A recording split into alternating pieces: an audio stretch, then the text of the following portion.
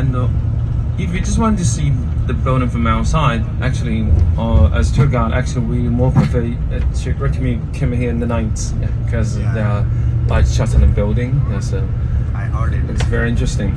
And very precise on the west side of it is our National Aquatic Center, which is nicknamed Water Cube. So you can still use very constantly and maintain at very high levels.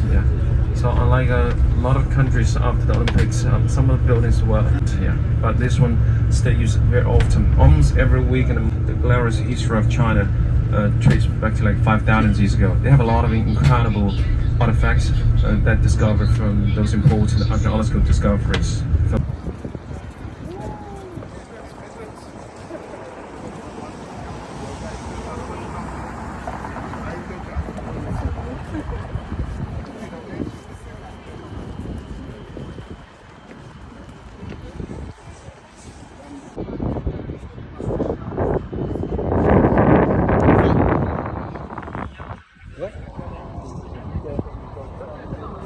Which one?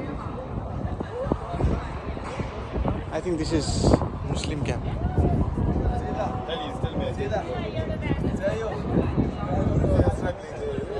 Which one?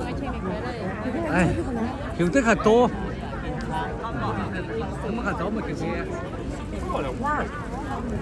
呢個全有咩？ So look at the left-hand side. This is one of the most recognizable architectures in the city. It's called a CCTV.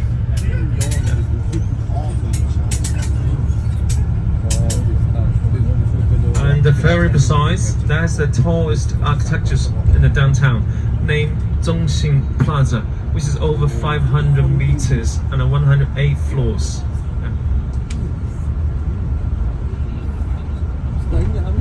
It's called Chang'an Avenue. This is the most famous political boulevards in China.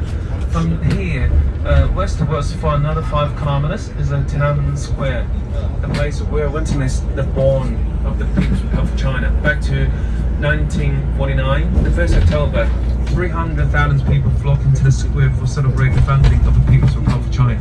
So